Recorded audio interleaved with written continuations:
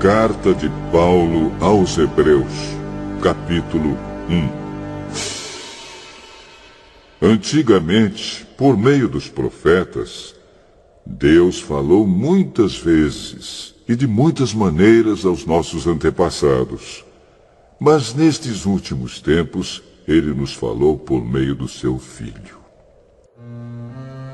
Foi Ele quem Deus escolheu para possuir todas as coisas, e foi por meio dele que Deus criou o universo.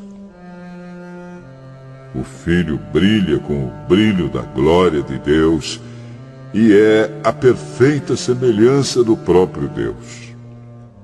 Ele sustenta o universo com a sua palavra poderosa. E depois de ter purificado os seres humanos dos seus pecados, sentou-se no céu, do lado direito de Deus, o Todo-Poderoso. Assim Deus fez com que o Filho fosse superior aos anjos, e lhe deu um nome que é superior ao nome deles. Pois Deus nunca disse a nenhum dos seus anjos: "Você é o meu filho, hoje eu me tornei o seu pai." E também não disse a respeito de nenhum anjo: "Eu serei o pai dele, e ele será o meu filho." Porém, quando Deus enviou ao mundo seu primeiro filho, ele disse: "Que todos os anjos de Deus o adorem." A respeito dos anjos, Deus disse: "Deus faz com que os seus anjos se tornem ventos, e os seus servidores chamas de fogo." Mas a respeito do Filho, ele disse: "O teu reino, ó Deus, vai durar para todo sempre. Tu governarás o teu povo com justiça.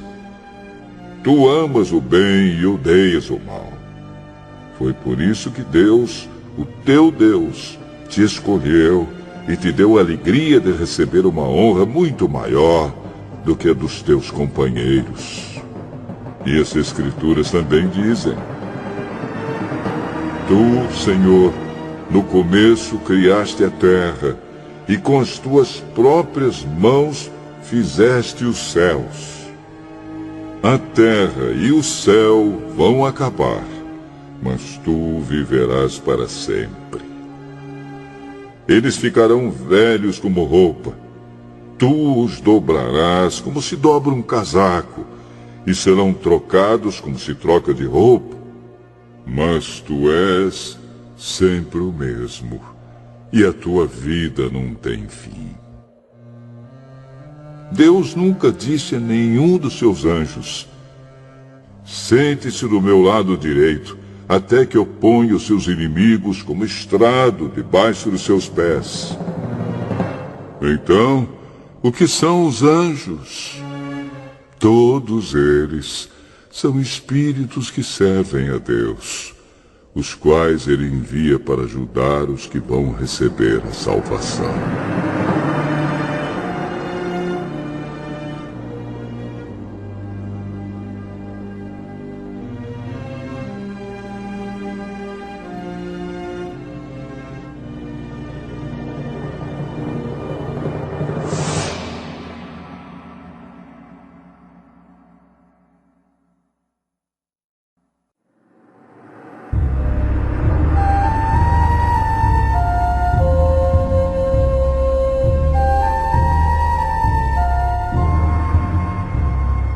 Hebreus, capítulo 2. Por isso devemos prestar mais atenção nas verdades que temos ouvido, para não nos desviarmos delas. Não há dúvida de que a mensagem que foi dada por meio dos anjos é verdadeira. E aqueles que não a seguiram nem foram obedientes a ela, receberam o castigo que mereciam. Sendo assim, como é que nós escaparemos do castigo se desprezarmos uma salvação tão grande? Primeiro, o próprio Senhor Jesus anunciou essa salvação. E depois aqueles que a ouviram nos provaram que ela é verdadeira. Ao mesmo tempo, por meio de sinais de poder, maravilhas e muitos tipos de milagres, Deus confirmou o testemunho deles. E, de acordo com sua vontade, distribuiu também os dons do Espírito Santo. Pois Deus não deu aos anjos o poder de governar o mundo novo que está por vir, o mundo do qual estamos falando. Pelo contrário, em alguma parte das Escrituras Sagradas alguém afirma: que é um simples ser humano, ó Deus, para que penses nele? Que é o ser mortal para que te preocupes com ele? Tu o colocaste por pouco tempo em posição inferior à dos anjos. Tu lhe deste a glória e a honra de um rei e puseste todas as coisas debaixo do domínio dele. Quando se diz que Deus pôs todas as coisas debaixo do domínio dele, isso quer dizer que nada ficou de fora. Porém, não vemos o ser humano governando hoje todas as coisas. Mas nós vemos Jesus fazendo isso. Por um pouco de tempo, ele foi colocado em posição inferior à dos anjos, para que, pela graça de Deus, ele morresse por todas as pessoas. Agora nós o vemos coroado de glória e de honra por causa da morte que ele sofreu. Pois Deus, que cria e sustenta todas as coisas, fez o que era apropriado e tornou Jesus perfeito por meio do sofrimento. Deus fez isso a fim de que muitos, isto é, os seus filhos, tomassem parte na glória de Jesus. Pois é Jesus quem os guia para a salvação. Jesus purifica as pessoas dos seus pecados, e todos, tanto ele como os que são purificados, têm o mesmo Pai.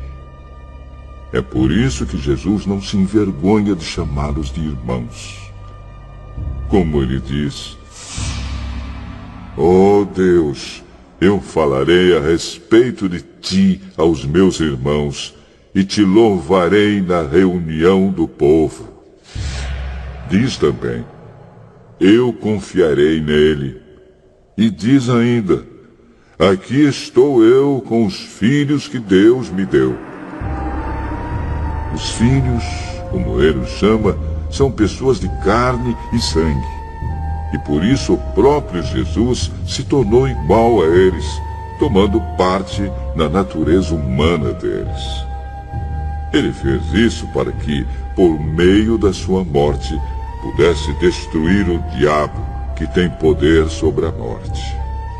E também para libertar os que foram escravos toda a sua vida por causa do medo da morte. É claro que ele não veio para ajudar os anjos. Em vez disso, como dizem as Escrituras, ele ajuda os descendentes de Abraão. Isso quer dizer que foi preciso que Jesus se tornasse em tudo igual aos seus irmãos, a fim de ser o grande sacerdote deles, bondoso e fiel no seu serviço a Deus, para que os pecados do povo fossem perdoados. E agora Jesus pode ajudar os que são tentados, pois ele mesmo foi tentado e sofreu.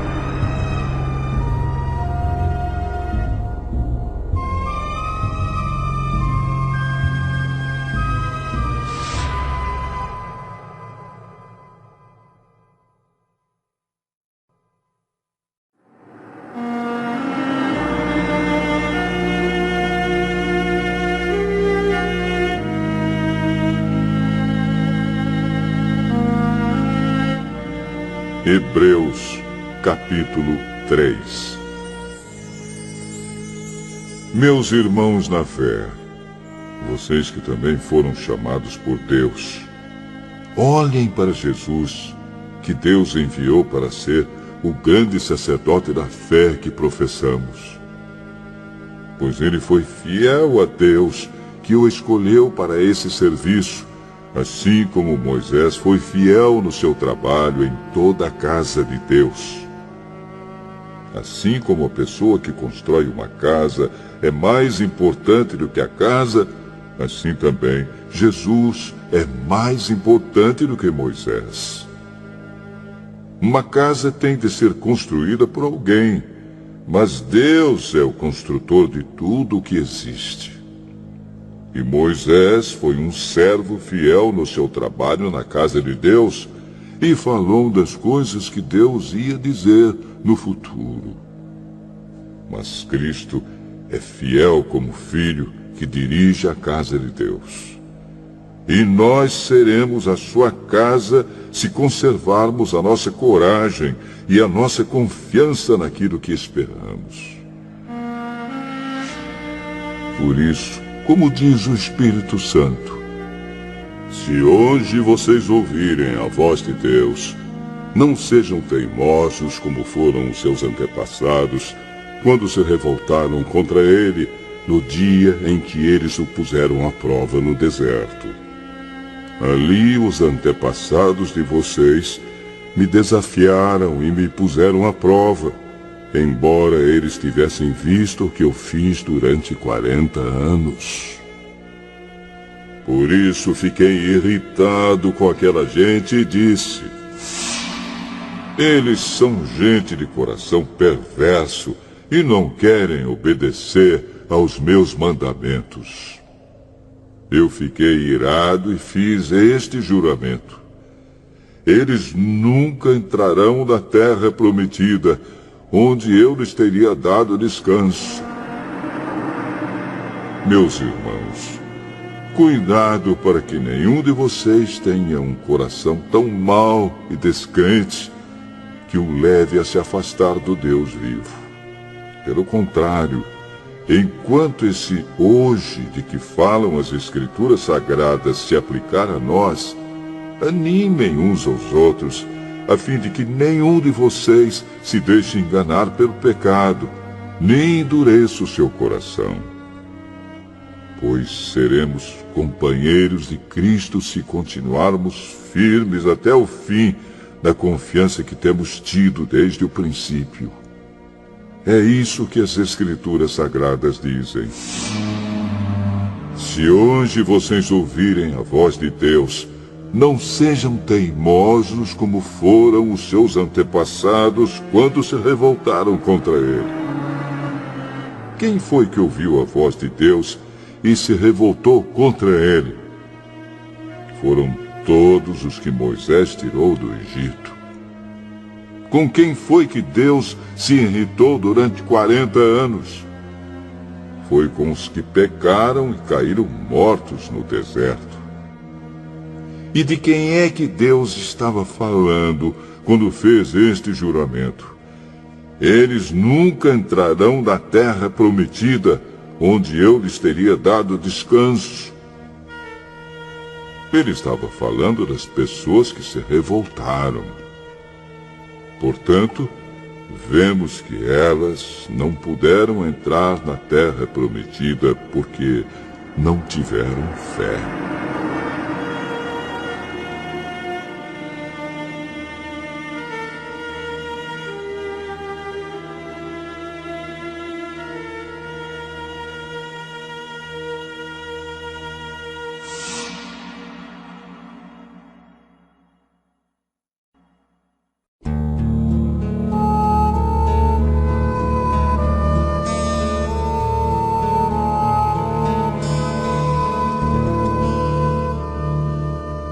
Hebreus, capítulo 4. Deus nos deixou a promessa de que podemos receber o descanso de que Ele falou. Portanto, tenhamos muito cuidado para que Deus não julgue que algum de vocês tenha falhado, deixando assim de receber esse descanso.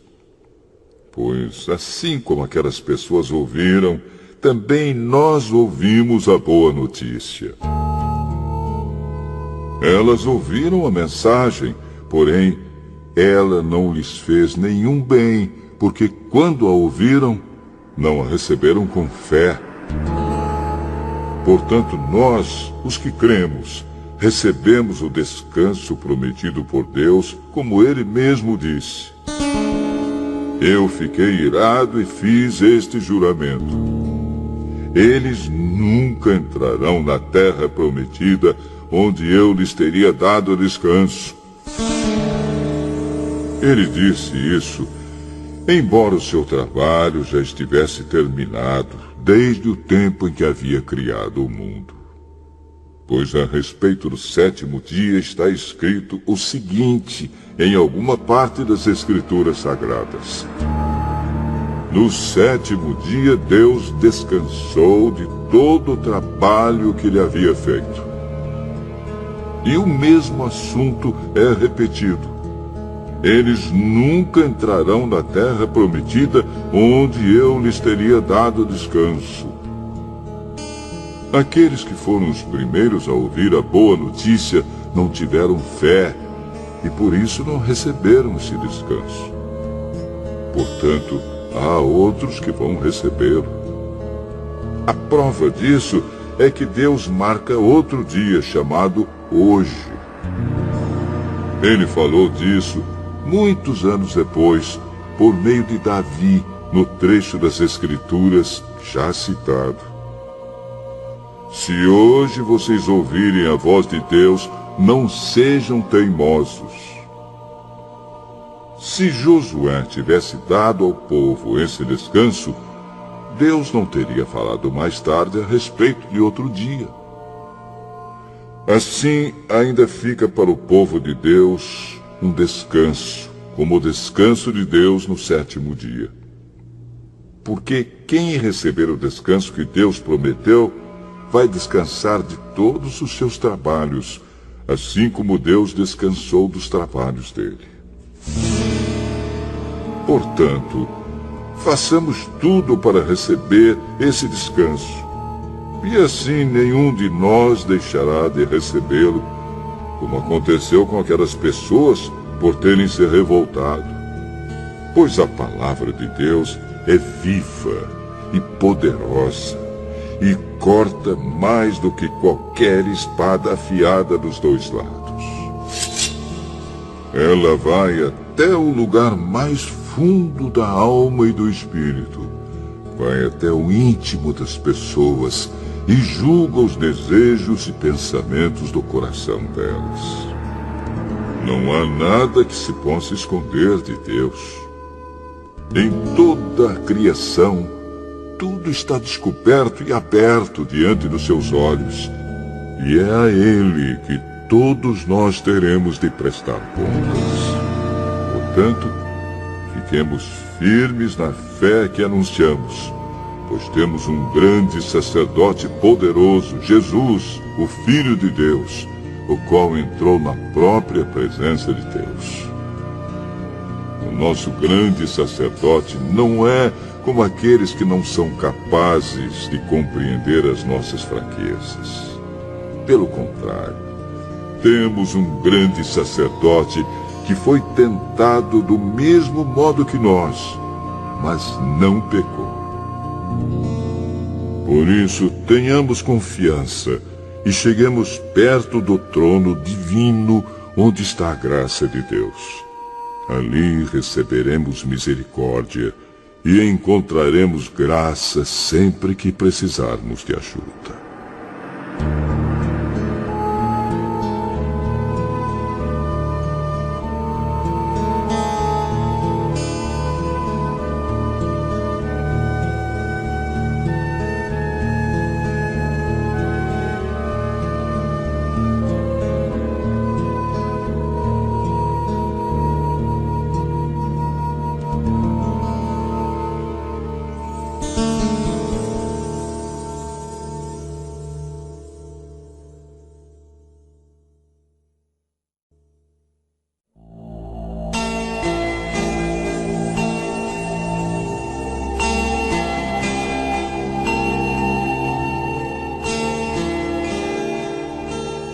Hebreus, capítulo 5. Cada grande sacerdote é escolhido entre os homens e nomeado para servir a Deus em favor do povo, apresentando a Deus ofertas e sacrifícios pelos pecados. Como ele próprio tem as suas fraquezas, pode ter paciência com os ignorantes e com os que cometem erros. E porque ele mesmo é fraco, precisa oferecer sacrifícios não somente pelos pecados do povo, mas também pelos seus próprios pecados. Ninguém escolhe para si mesmo a honra de ser grande sacerdote. É somente pela vontade de Deus que um homem é chamado para ser grande sacerdote, como aconteceu com Arão. Assim também Cristo não tomou para si mesmo a honra de ser grande sacerdote. Foi Deus quem lhe deu essa honra, pois lhe disse: "Você é o meu filho. Hoje eu me tornei o seu pai." Em outro lugar das Escrituras Sagradas, ele também disse: "Você será sacerdote para sempre, na ordem do sacerdócio de Melquisedeque." Durante a sua vida aqui na terra, Cristo, em voz alta e com lágrimas, fez orações e súplicas a Deus que o podia salvar da morte. E as suas orações foram atendidas porque ele era dedicado a Deus. Embora fosse o Filho de Deus, ele aprendeu, por meio dos seus sofrimentos, a ser obediente. E depois de ser aperfeiçoado, ele se tornou a fonte da salvação eterna para todos os que lhe obedecem. E Deus o nomeou grande sacerdote na ordem do sacerdócio de Melquisedeque. Temos muito o que dizer a respeito desse assunto. Mas por que vocês custam a entender as coisas? É difícil explicá-las. Depois de tanto tempo, vocês já deviam ser mestres. Mas ainda precisam de alguém que lhes ensine as primeiras lições dos ensinamentos de Deus. Em vez de alimento sólido, vocês ainda precisam de leite. E quem precisa de leite ainda é criança e não tem nenhuma experiência para saber o que está certo ou errado. Porém, a comida dos adultos é sólida, pois eles, pela prática, sabem a diferença entre o que é bom e o que é mau.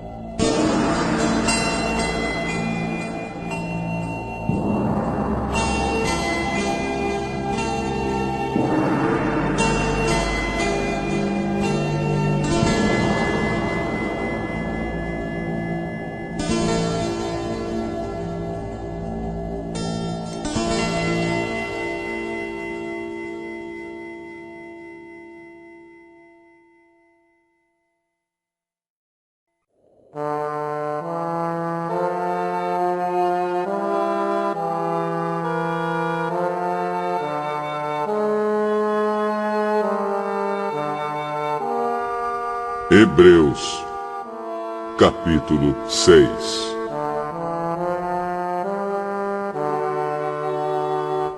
Assim, vamos em frente a fim de chegarmos ao ensinamento de adultos, deixando para trás as primeiras lições da mensagem de Cristo.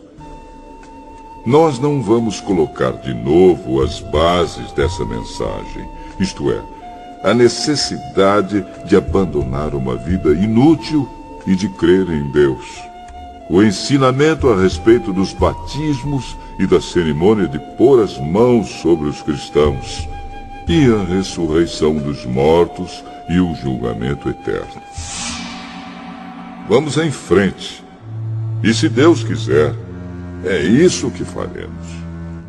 Como é que as pessoas que abandonaram a fé podem se arrepender de novo? Elas já estavam na luz de Deus, já haviam experimentado o dom do céu e recebido a sua parte do Espírito Santo.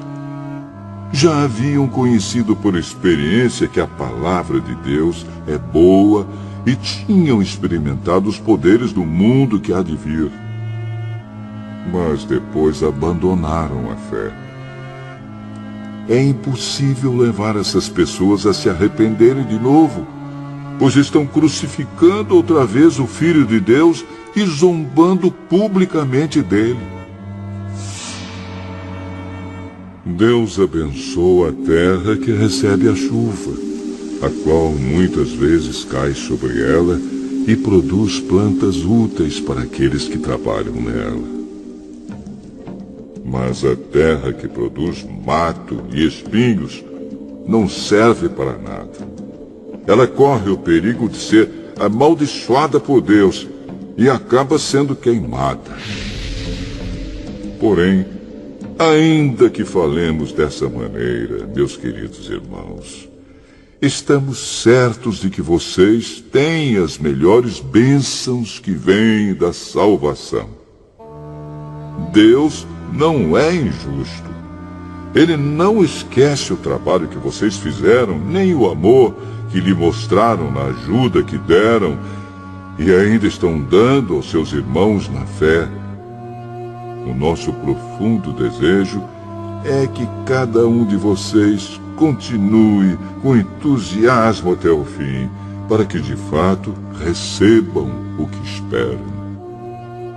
Não queremos que se tornem preguiçosos, mas que sejam como os que creem e têm paciência, para que assim recebam o que Deus prometeu.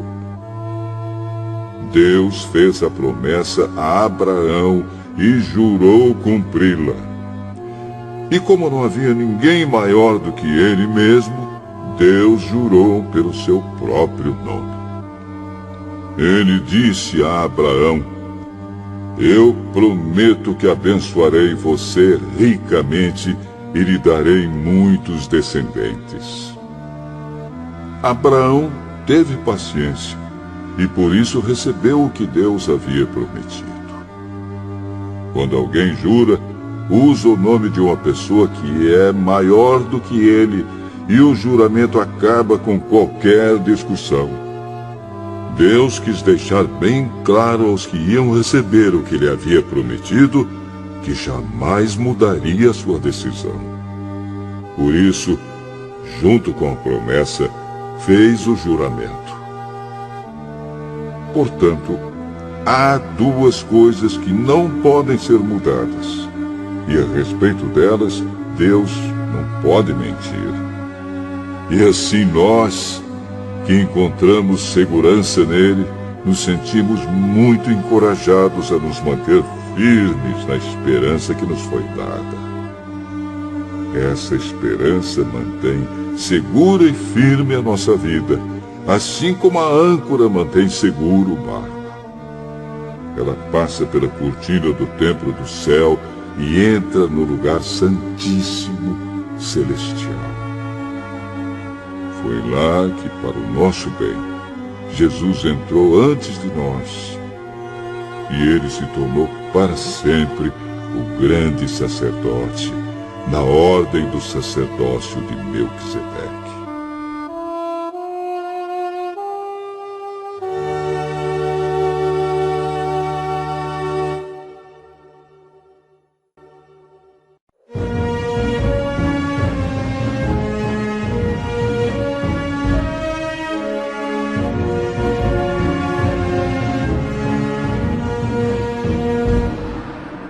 Hebreus, capítulo 7. Esse Melquisedeque era rei da cidade de Salém e sacerdote do Deus Altíssimo. Quando Abraão estava voltando da batalha em que matou os reis, Melquisedeque foi ao encontro dele e o abençoou. Abraão lhe deu a 10ª parte de tudo que ele havia tomado dos inimigos na batalha. O nome de Melquisedeque quer dizer, primeiramente, Rei da Justiça. E porque ele era rei de Salém, o seu nome também quer dizer Rei da Paz. Não se conhece o pai, nem a mãe, nem qualquer antepassado de Melquisedeque. E também não se sabe nada sobre o seu nascimento ou sobre a sua morte. Por ser como filho de Deus, ele continua sacerdote para sempre. Vejam como Melquisedeque era grande. Abraão, o patriarca, lhe deu a 10ª parte de tudo que havia tomado dos inimigos na batalha.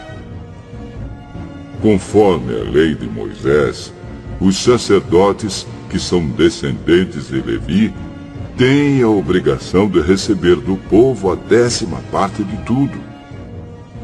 Eles recebem dos seus próprios patrícios, embora estes também sejam descendentes de Abraão. Melquisedeque não era descendente de Levi, mas recebeu a 10ª parte daquilo que Abraão havia tomado na batalha e o abençoou. Sim, abençoou o próprio Abraão, que havia recebido as promessas de Deus. Não há dúvida de que aquele que abençoa é mais importante do que aquele que é abençoado. No caso dos sacerdotes, a 10ª parte é recebida por homens que um dia vão morrer. Mas, no caso de Melquisedeque, como dizem as Escrituras Sagradas, a 10ª parte foi recebida por alguém que continua vivo. Portanto, quando Abraão pagou a 10ª parte, Levi, cujos descendentes recebem a 10ª parte, também pagou. Pois Levi não tinha nascido, e por assim dizer, ainda estava no corpo do seu antepassado Abraão, quando este se encontrou com Melquisedeque. A lei que o povo de Israel recebeu se baseava no sacerdócio dos levitas.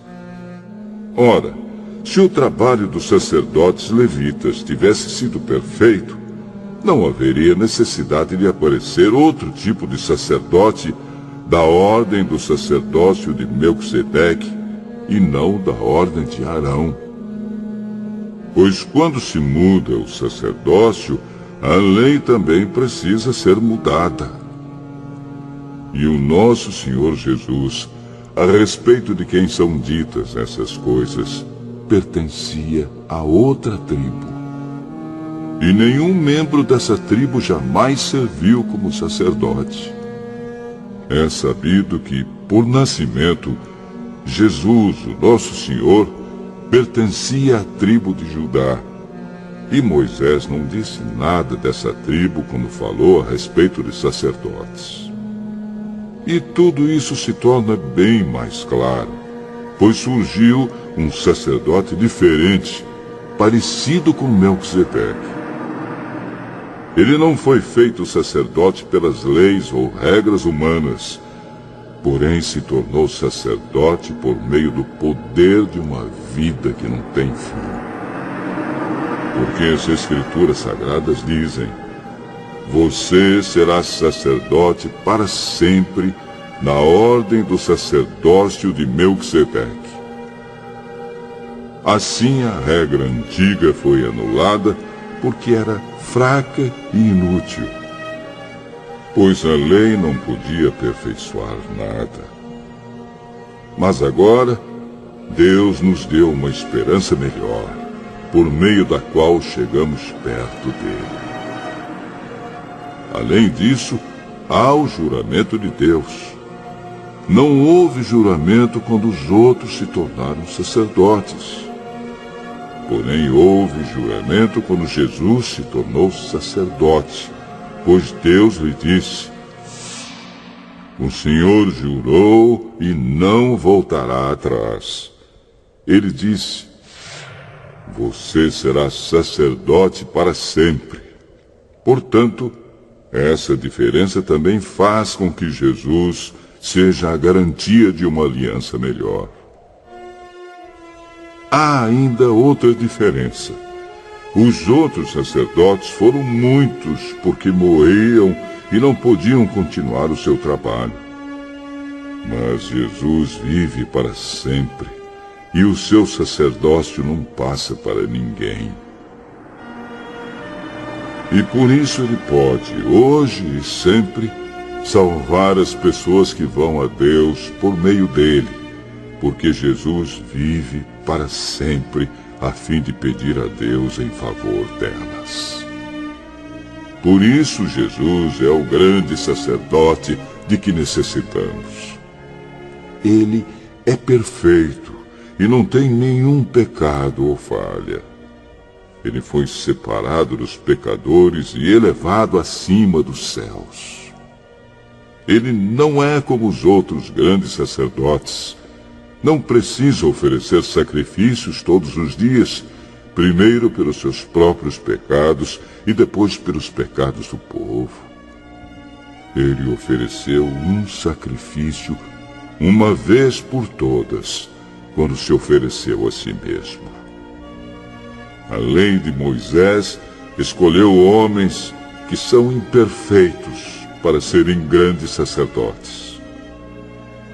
Mas, pela promessa feita com juramento, a qual veio depois da lei de Moisés, Deus escolhe o Filho que se tornou perfeito para sempre.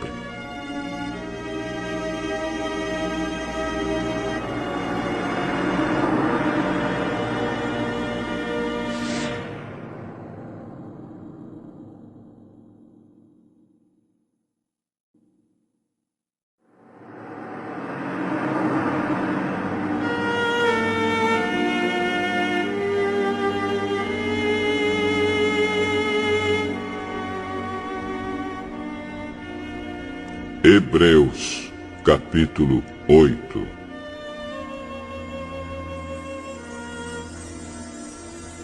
A coisa mais importante de tudo o que estamos dizendo tem a ver com o sacerdote que nós temos. Ele é o grande sacerdote que está sentado no céu, do lado direito do trono de Deus, o Todo-Poderoso. Ele faz o seu serviço no lugar santíssimo, na verdadeira tenda, que foi armada pelo Senhor e não por seres humanos. Todo grande sacerdote é escolhido para apresentar a Deus as ofertas e os sacrifícios de animais. E por isso é necessário que o nosso grande sacerdote tenha também alguma coisa para oferecer. Se ele estivesse na terra, não seria sacerdote, pois existem sacerdotes que apresentam as ofertas de acordo com a lei de Moisés.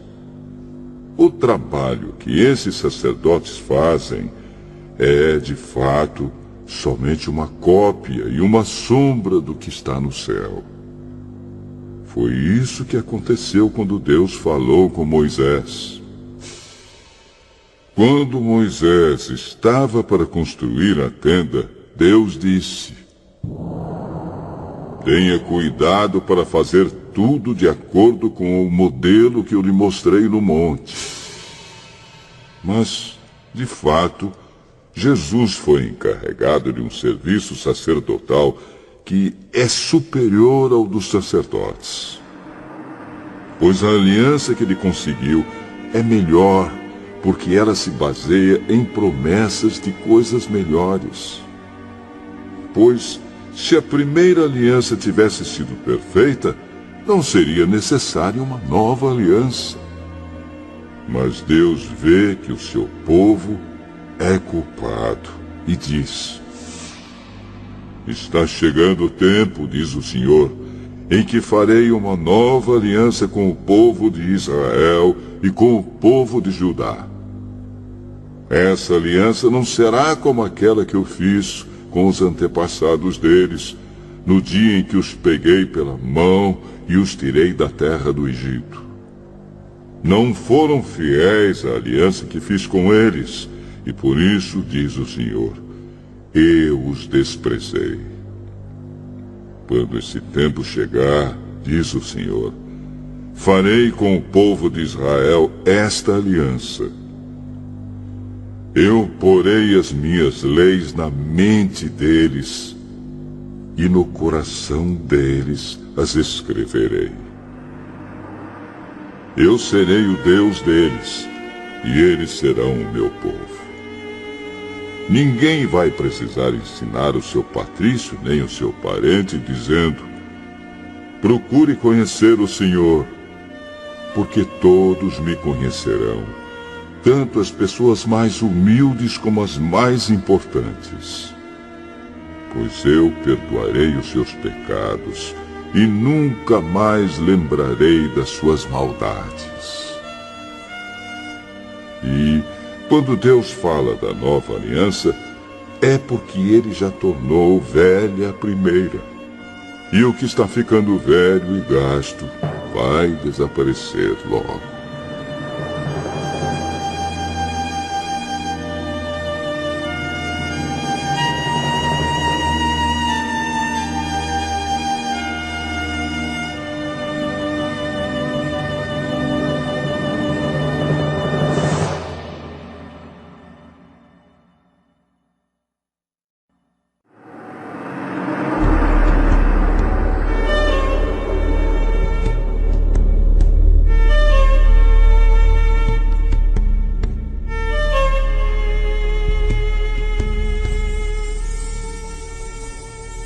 Hebreus, capítulo 9.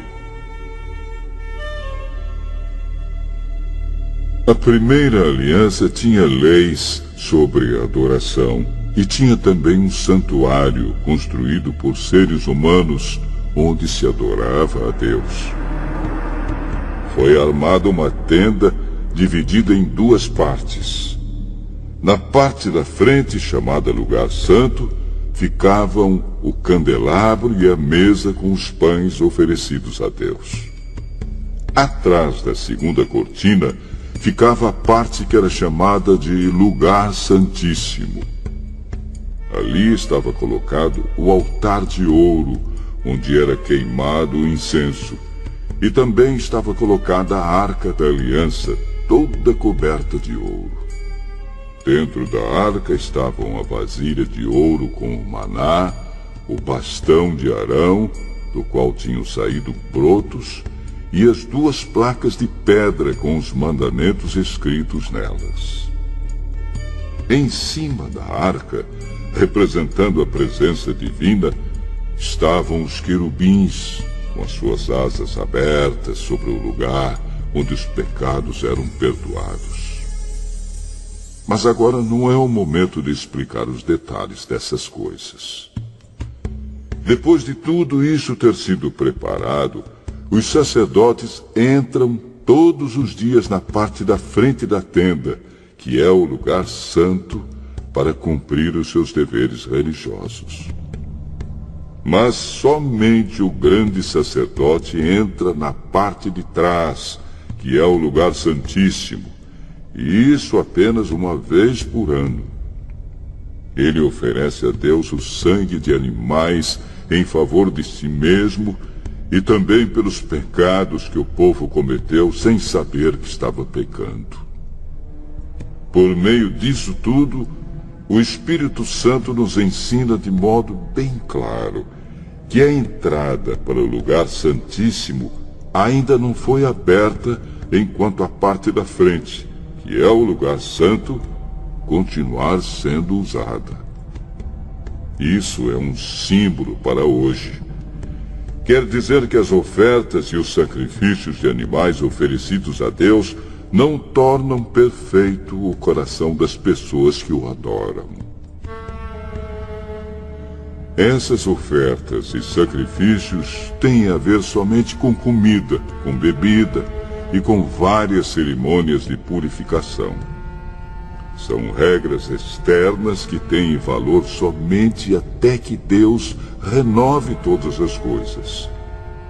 Mas Cristo veio como o grande sacerdote das coisas boas que já estão aqui. A tenda em que ele serve é melhor e mais perfeita, e não foi construída por seres humanos, isto é, não é deste mundo.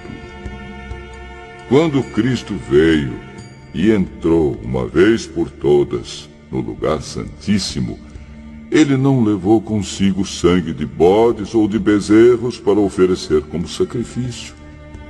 Pelo contrário, ele ofereceu o seu próprio sangue e conseguiu para nós a salvação eterna. O sangue de bodes e de touros e as cinzas da bezerra queimada são espalhados sobre as pessoas impuras, e elas ficam purificadas por fora. Se isso é assim, imagine então quanto maior ainda é o poder do sangue de Cristo. Por meio do Espírito Eterno, ele se ofereceu a si mesmo a Deus, como sacrifício sem defeito. E o seu sangue nos purifica por dentro, tirando as nossas culpas. Assim podemos servir ao Deus vivo, pois já não praticamos cerimônias que não valem nada. Portanto, é Cristo quem consegue fazer uma nova aliança, para que os que foram chamados por Deus possam receber as bênçãos eternas que o próprio Deus prometeu. Isso pode ser feito porque houve uma morte que livrou as pessoas dos pecados que praticaram enquanto a primeira aliança estava em vigor. Onde há um testamento, é necessário provar que a pessoa que o fez já morreu. Pois o testamento não vale nada enquanto estiver vivo quem o fez. Só depois da morte dessa pessoa é que o testamento tem valor. É por isso que a primeira aliança entrou em vigor somente com o uso do sangue de animais. Em primeiro lugar, Moisés anunciou ao povo todos os mandamentos conforme estavam na lei. Depois pegou o sangue dos bezerros e dos bodes, misturou com água e borrifou o livro da lei e todo o povo, usando lã tingida de vermelho e isopo. Então disse: Este é o sangue que sela a aliança que Deus mandou vocês obedecerem. Da mesma forma, Moisés também borrifou sangue sobre a tenda e sobre todos os objetos usados na adoração. De fato, de acordo com a lei, quase tudo é purificado com sangue. E não havendo derramamento de sangue, não há perdão de pecados. Essas coisas, que eram cópias das realidades celestiais, deviam ser purificadas desse modo. Mas as próprias coisas celestiais exigem sacrifícios bem melhores. Cristo não entrou num lugar santo feito por seres humanos, que é a cópia do verdadeiro lugar. Ele entrou no próprio céu, onde agora aparece na presença de Deus para pedir em nosso favor. O grande sacerdote entra todos os anos no lugar santíssimo, levando consigo o sangue de um animal. Porém, Cristo não entrou para se oferecer muitas vezes. Se fosse assim, ele teria de sofrer muitas vezes desde a criação do mundo. Pelo contrário, uma vez por todas ele apareceu agora, quando os tempos estão chegando ao fim, para tirar os pecados por meio do sacrifício de si mesmo. Cada pessoa tem de morrer uma vez só e depois ser julgada por Deus. Assim também Cristo foi oferecido uma só vez em sacrifício, para tirar os pecados de muitas pessoas. Depois ele aparecerá pela segunda vez, não para tirar pecados, mas para salvar as pessoas que estão esperando por ele.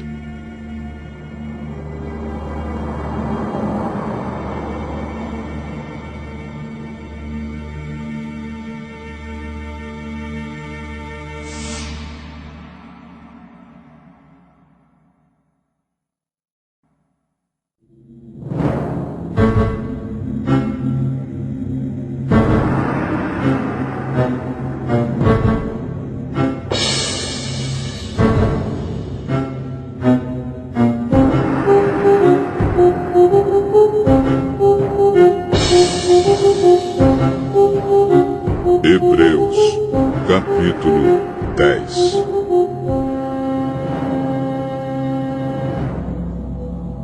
A lei dada por Moisés não é um modelo completo e fiel das coisas verdadeiras.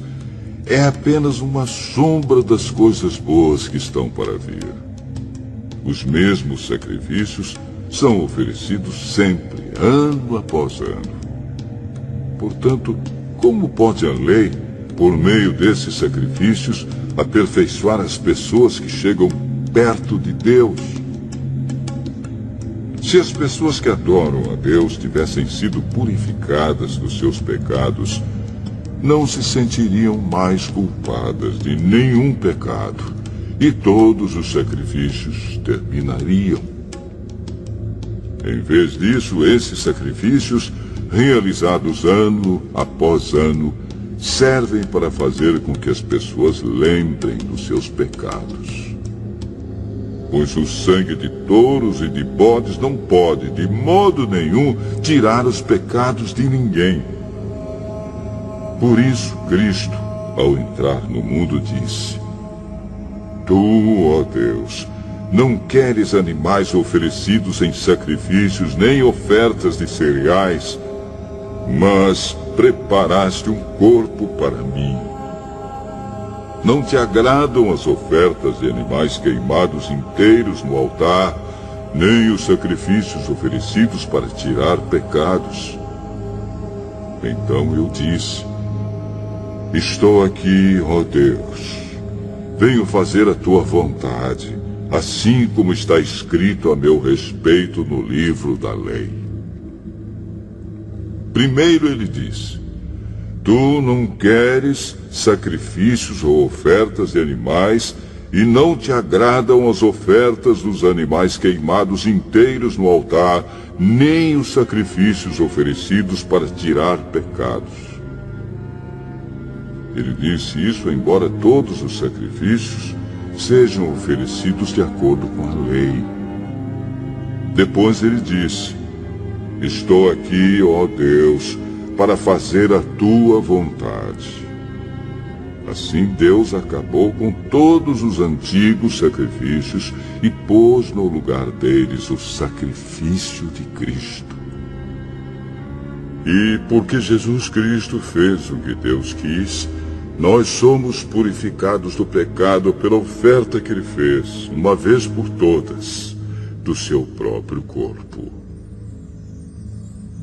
Todo sacerdote judeu cumpre todos os dias os seus deveres religiosos e oferece muitas vezes os mesmos sacrifícios. Mas estes nunca poderão tirar pecados. Porém, Jesus Cristo ofereceu só um sacrifício para tirar pecados, uma oferta que vale para sempre, e depois sentou-se do lado direito de Deus. Ali, Jesus está esperando até que Deus ponha os seus inimigos como estrado debaixo dos pés dele. Assim, com um sacrifício só, ele aperfeiçoou para sempre os que são purificados do pecado. E o Espírito Santo também nos dá o seu testemunho sobre isso. Primeiro ele diz: Quando esse tempo chegar, diz o Senhor, Eu farei com o povo de Israel esta aliança. Porei as minhas leis no coração deles, e na mente deles as escreverei. Depois ele diz: não lembrarei mais dos seus pecados nem das suas maldades. Assim, quando os pecados são perdoados, já não há mais necessidade de oferta para tirá-los. Por isso, irmãos, por causa da morte de Jesus na cruz, nós temos completa liberdade de entrar no lugar santíssimo. Por meio da cortina, isto é, por meio do seu próprio corpo, ele nos abriu um caminho novo e vivo. Nós temos um grande sacerdote para dirigir a casa de Deus. Portanto, cheguemos perto de Deus com um coração sincero e uma fé firme, com a consciência limpa das nossas culpas e com o corpo lavado com a água pura. Guardemos firmemente a esperança da fé que professamos, pois podemos confiar que Deus cumprirá as suas promessas. Pensemos uns nos outros, a fim de ajudarmos todos a terem mais amor e a fazerem o bem. Não abandonemos, como alguns estão fazendo, o costume de assistir às nossas reuniões. Pelo contrário, animemos uns aos outros, e ainda mais agora que vocês veem que o dia está chegando. Pois, se continuarmos a pecar de propósito, depois de conhecer a verdade, já não há mais sacrifício que possa tirar os nossos pecados. Pelo contrário, resta apenas o medo do que acontecerá. Medo do julgamento e do fogo violento que destruirá os que são contra Deus.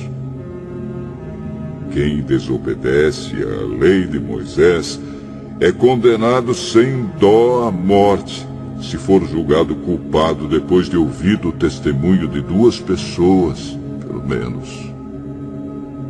Então, o que será que vai acontecer com os que desprezam o Filho de Deus e consideram como coisa sem valor o sangue da aliança de Deus, que os purificou? E o que acontecerá com quem insulta o Espírito de Deus, que o ama? Imaginem como será pior ainda o castigo que essa pessoa vai merecer. Pois sabemos quem foi que disse: eu me vingarei, eu acertarei contas com eles. E quem também disse: o Senhor julgará o seu povo. Que coisa terrível é cair nas mãos do Deus vivo. Lembrem do que aconteceu no passado. Naqueles dias, depois que a luz de Deus os iluminou, vocês sofreram muitas coisas, mas não foram vencidos na luta. Alguns foram insultados e maltratados publicamente, e em outras ocasiões vocês estavam prontos para tomar parte no sofrimento dos que foram tratados assim. Vocês participaram do sofrimento dos prisioneiros. E quando tudo o que vocês tinham foi tirado, vocês suportaram isso com alegria, porque sabiam que possuíam uma coisa muito melhor, que dura para sempre. Portanto, não percam a coragem, pois ela traz uma grande recompensa. Vocês precisam ter paciência para poder fazer a vontade de Deus e receber o que Ele promete.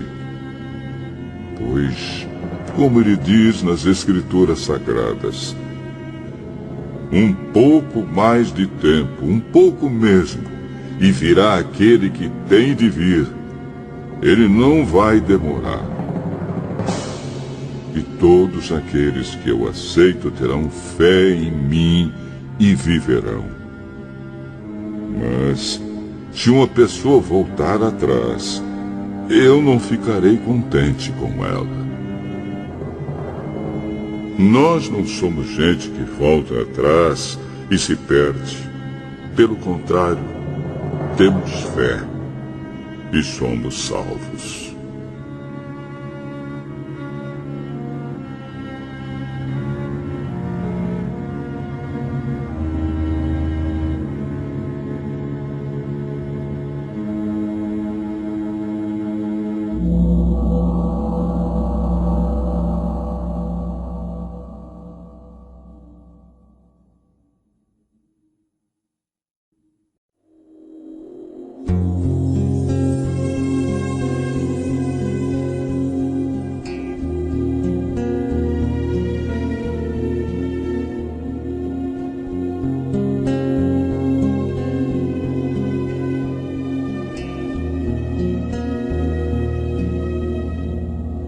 Hebreus, capítulo 11. A fé é a certeza de que vamos receber as coisas que esperamos e a prova de que existem coisas que não podemos ver. Foi pela fé que as pessoas do passado conseguiram a aprovação de Deus. É pela fé que entendemos que o universo foi criado pela palavra de Deus e que aquilo que pode ser visto foi feito daquilo que não se vê. Foi pela fé que Abel ofereceu a Deus um sacrifício melhor do que o de Caim. Pela fé, ele conseguiu a aprovação de Deus como homem correto, tendo o próprio Deus aprovado as suas ofertas. Por meio da sua fé, Abel, mesmo depois de morto, ainda fala. Foi pela fé que Enoque escapou da morte. Ele foi levado para Deus e ninguém o encontrou, porque Deus mesmo o havia levado. As Escrituras Sagradas dizem que antes disso ele já havia agradado a Deus. Sem fé, ninguém pode agradar a Deus, porque quem vai a Ele precisa crer que Ele existe e que recompensa os que procuram conhecer o melhor. Foi pela fé que Noé ouviu os avisos de Deus sobre as coisas que iam acontecer e que não podiam ser vistas. Noé obedeceu a Deus e construiu uma barca em que ele e a sua família foram salvos. Assim Noé condenou o mundo e recebeu de Deus a aprovação que vem por meio da fé. Foi pela fé que Abraão, ao ser chamado por Deus, obedeceu e saiu para uma terra que Deus lhe prometeu dar. Ele deixou o seu próprio país sem saber para onde ia. Pela fé, ele morou como estrangeiro na terra que Deus lhe havia prometido. Viveu em barracas com Isaque e Jacó, que também receberam a mesma promessa de Deus. Porque Abraão esperava a cidade que Deus planejou e construiu, a cidade que tem alicerces que não podem ser destruídos. Foi pela fé que Abraão se tornou pai, embora fosse velho demais, e a própria Sara não pudesse mais ter filhos. Ele creu que Deus ia cumprir a sua promessa. Assim, de um só homem, que estava praticamente morto, nasceram tantos descendentes como as estrelas do céu, tão numerosos como os grãos de areia da praia do mar. Todos esses morreram cheios de fé. Não receberam as coisas que Deus tinha prometido, mas as viram de longe e ficaram contentes por causa delas. E declararam que eram estrangeiros e refugiados de passagem por este mundo. E aqueles que dizem isso mostram bem claro que estão procurando uma pátria para si mesmos. Não ficaram pensando em voltar para a terra de onde tinham saído. Se quisessem, teriam a oportunidade de voltar. Mas, pelo contrário, estavam procurando uma pátria melhor, a pátria celestial. E Deus não se envergonha de ser chamado de o Deus deles, porque Ele mesmo preparou uma cidade para eles. Foi pela fé que Abraão, quando Deus o quis pôr à prova, ofereceu seu filho Isaque em sacrifício. Deus tinha prometido muitos descendentes a Abraão, mas mesmo assim ele estava pronto para oferecer o seu único filho em sacrifício. Deus lhe tinha dito: por meio de Isaque é que você terá descendentes. Abraão reconhecia que Deus era capaz de ressuscitar Isaque, e por assim dizer, Abraão tornou a receber da morte o seu filho Isaque. Foi pela fé que Isaque prometeu bênçãos para o futuro a Jacó e a Esaú. Foi pela fé que Jacó, pouco antes de morrer, abençoou os filhos de José. Ele se apoiou na sua bengala e adorou a Deus. Foi pela fé que José, quando estava para morrer, falou da saída dos israelitas do Egito e deu ordens sobre o que deveria ser feito com seu corpo. Foi pela fé que os pais de Moisés, quando ele nasceu, o esconderam durante 3 meses. Eles viram que o menino era bonito e não tiveram medo de desobedecer a ordem do rei. Foi pela fé que Moisés, quando já era adulto, não quis ser chamado de filho da filha de Faraó. Ele preferiu sofrer com o povo de Deus, em vez de gozar, por pouco tempo, os prazeres do pecado. Ele achou que era muito melhor sofrer o desprezo por causa do Messias do que possuir todos os tesouros do Egito. É que ele tinha os olhos fixos na recompensa futura. Foi pela fé que Moisés saiu do Egito, sem ter medo da raiva do rei, e continuou firme, como se estivesse vendo o Deus invisível. Pela fé, Moisés começou o costume de celebrar a Páscoa e mandou marcar com sangue as portas das casas dos israelitas para que o anjo da morte não matasse os filhos mais velhos deles. Foi pela fé que os israelitas atravessaram o Mar Vermelho como se fosse terra seca. E quando os egípcios tentaram atravessar, o mar os engoliu. Foi pela fé que caíram as muralhas de Jericó, depois que os israelitas marcharam em volta delas durante 7 dias. Foi pela fé que Raabe, a prostituta, não morreu com os que tinham desobedecido a Deus, pois ela havia recebido bem os espiões israelitas. O que mais posso dizer? O tempo é pouco para falar de Gideão, de Baraque, de Sansão, de Jefté, de Davi, de Samuel e dos profetas. Pela fé, eles lutaram contra nações inteiras e venceram. Fizeram o que era correto e receberam o que Deus lhes havia prometido. Fecharam a boca de leões apagaram incêndios terríveis e escaparam de serem mortos à espada. Eram fracos, mas se tornaram fortes. Foram poderosos na guerra e venceram exércitos estrangeiros.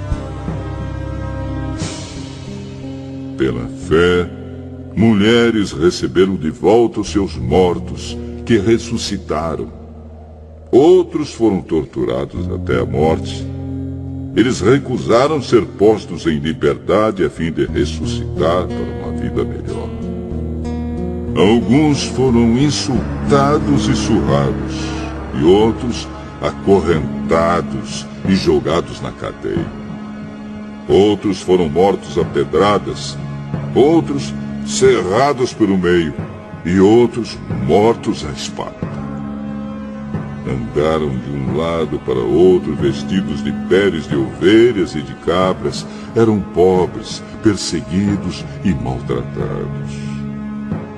Andaram como refugiados pelos desertos e montes, vivendo em cavernas e em buracos na terra. O mundo não era digno deles. Porque creram, todas essas pessoas foram aprovadas por Deus, mas não receberam o que Ele havia prometido. Pois Deus tinha preparado um plano ainda melhor para nós, a fim de que somente conosco elas fossem aperfeiçoadas.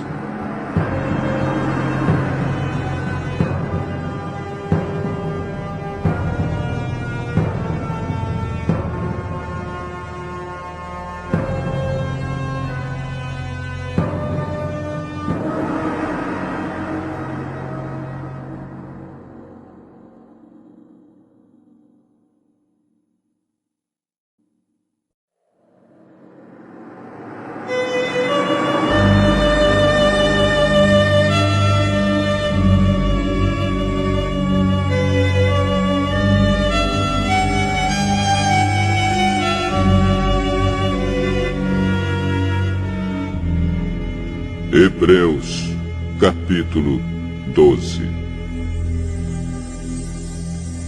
Assim, nós temos essa grande multidão de testemunhas ao nosso redor. Portanto, deixemos de lado tudo o que nos atrapalha e o pecado que se agarra firmemente em nós e continuemos a correr sem desanimar a corrida marcada para nós. Conservemos os nossos olhos fixos em Jesus, pois é por meio dele que a nossa fé começa, e é ele quem aperfeiçoa essa fé. Ele não deixou que a cruz fizesse com que ele desistisse. Pelo contrário, por causa da alegria que lhe foi prometida, ele não se importou com a humilhação de morrer na cruz, e agora está sentado do lado direito do trono de Deus. Pensem no sofrimento dele e como suportou com paciência o ódio dos pecadores.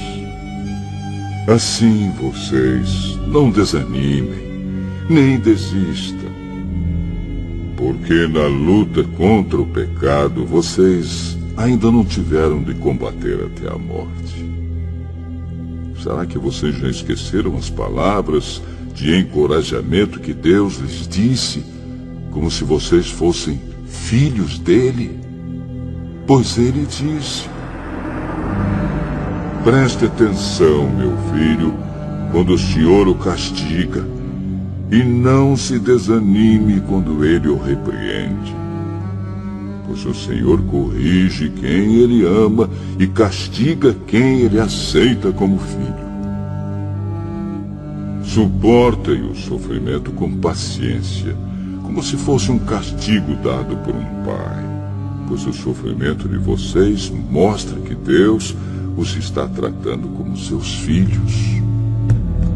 Será que existe algum filho que nunca foi corrigido pelo pai?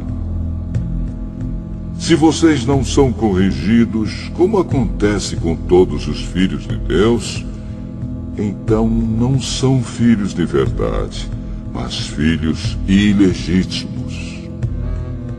No caso dos nossos pais humanos, eles nos corrigiam e nós os respeitávamos. Então devemos obedecer muito mais ainda ao nosso Pai Celestial, e assim viveremos. Os nossos pais humanos nos corrigiam durante pouco tempo, pois achavam que isso era certo. Mas Deus nos corrige para o nosso próprio bem, para que participemos da sua santidade.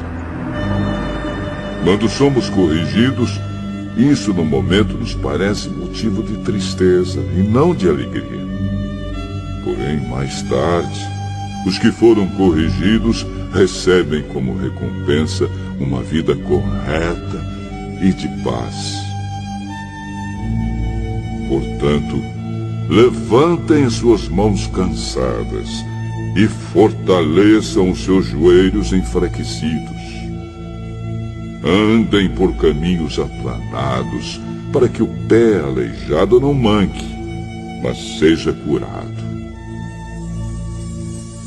Procurem ter paz com todos e se esforcem para viver uma vida completamente dedicada ao Senhor, pois sem isso ninguém o verá. Tomem cuidado para que ninguém abandone a graça de Deus. Cuidado para que ninguém se torne como uma planta amarga que cresce e prejudica muita gente com o seu veneno. E tomem cuidado também para que ninguém se torne imoral ou perca o respeito pelas coisas sagradas, como Esaú, que por causa de um prato de comida vendeu seus direitos de filho mais velho. Como vocês sabem, depois ele quis receber a bênção do seu pai. Mas foi rejeitado porque não encontrou um modo de mudar o que havia feito, embora procurasse fazer isso até mesmo com lágrimas. Vocês não foram como o povo de Israel. Vocês não chegaram perto de alguma coisa que se pode tocar, como o Monte Sinai com seu fogo destruidor, a escuridão e as trevas, a tempestade, o barulho de trombeta e o som de uma voz.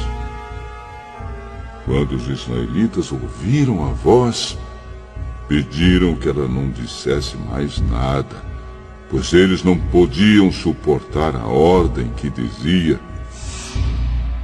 até um animal, se tocar o monte, deverá ser morto a pedradas. O que estavam vendo era tão terrível que Moisés disse: estou tremendo de medo. Pelo contrário, vocês chegaram ao Monte Sião e à cidade do Deus vivo, a Jerusalém celestial com seus milhares de anjos.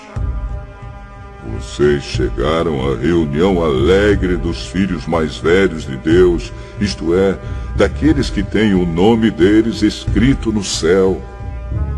Vocês chegaram até Deus, que é o juiz de todos, e chegaram também aos espíritos dos que são corretos e que foram aperfeiçoados. Vocês chegaram até Jesus, que fez a nova aliança e que borrifou o sangue que fala de coisas muito melhores do que o sangue de Abel. Portanto, tenham cuidado e não recusem ouvir aquele que fala. Aqueles que recusaram ouvir a pessoa que entregou a mensagem divina na terra não puderam escapar. Por isso, muito menos escaparemos nós se rejeitarmos aquele que lá do céu nos fala.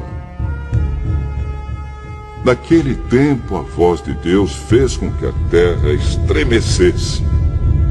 Mas agora ele prometeu isto: Mais uma vez farei com que trema não somente a terra, mas também o céu.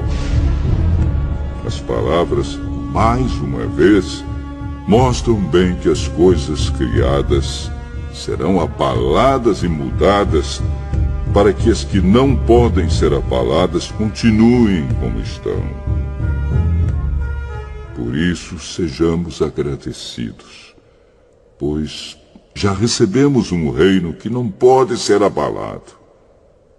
Sejamos agradecidos e adoremos a Deus de um modo que o agrade, com respeito e temor. Porque, na verdade, o nosso Deus é um fogo destruidor.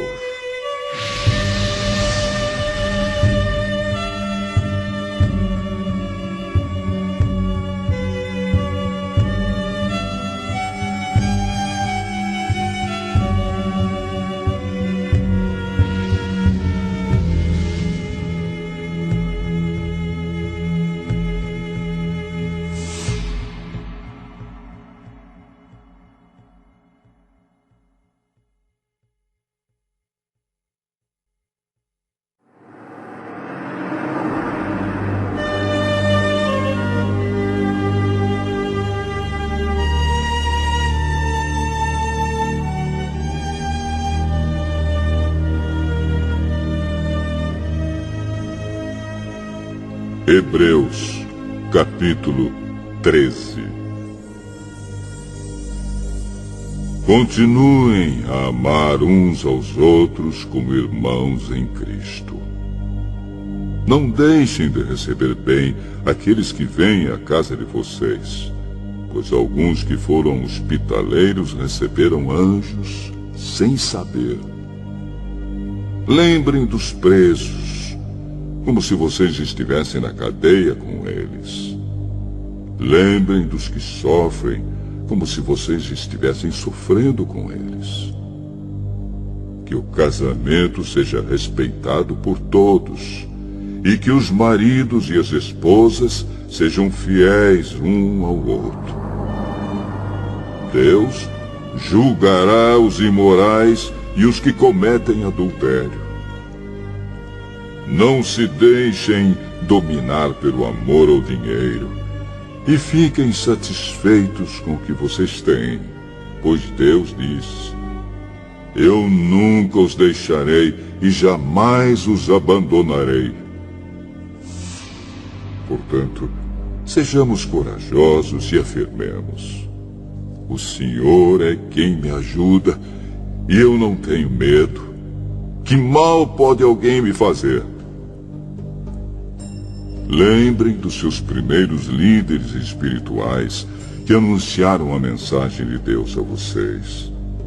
Pensem como eles viveram e morreram e imitem a fé que eles tinham. Jesus Cristo é o mesmo ontem, hoje e sempre. Não se deixem levar por ensinamentos diferentes e estranhos que tiram vocês do caminho certo. É bom sermos espiritualmente fortes por meio da graça de Deus e não por meio da obediência a regras sobre alimentos. Pois os que obedecem a essas regras não têm sido ajudados por elas. Os sacerdotes que servem no templo não têm o direito de comer do sacrifício que é oferecido sobre o nosso altar. O grande sacerdote leva o sangue de animais para dentro do lugar santíssimo, a fim de oferecê-lo como sacrifício pelos pecados. Mas os corpos dos animais são queimados fora do acampamento. Por isso Jesus também morreu fora da cidade de Jerusalém para, com o seu próprio sangue, purificar o povo dos seus pecados.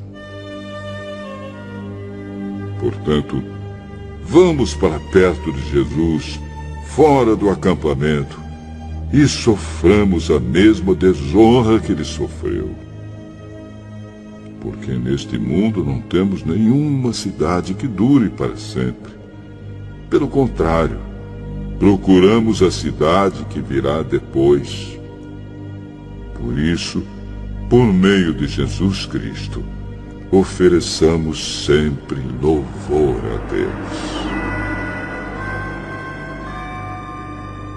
Esse louvor é o sacrifício que apresentamos, a oferta que é dada por lábios que confessam a sua fé nele.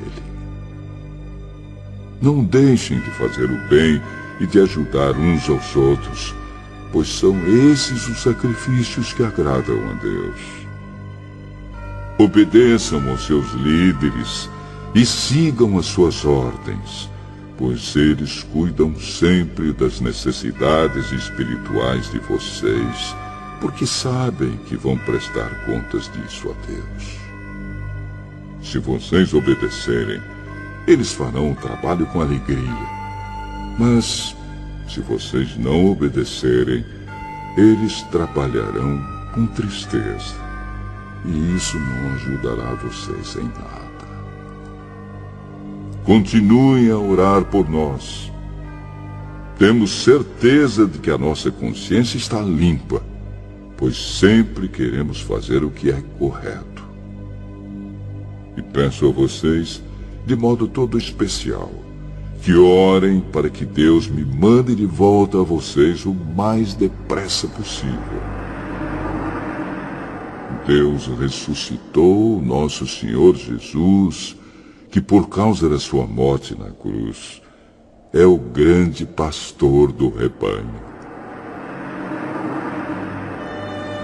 E é por meio do sangue de Jesus que a aliança eterna é selada. Que o Deus de paz lhes dê tudo de bom que vocês precisam para fazer a sua vontade. E que Ele, por meio de Jesus Cristo, faça em nós tudo o que lhe agrada. E a Cristo seja dada a glória para todos sempre. Amém. Meus irmãos, peço que escutem com paciência essas palavras de ânimo, pois esta carta que escrevi não é muito longa. Quero que saibam que o nosso irmão Timóteo já saiu da cadeia. Se ele vier logo, eu o levarei comigo quando for ver vocês. Saudações a todos os líderes da igreja daí e a todo o povo de Deus.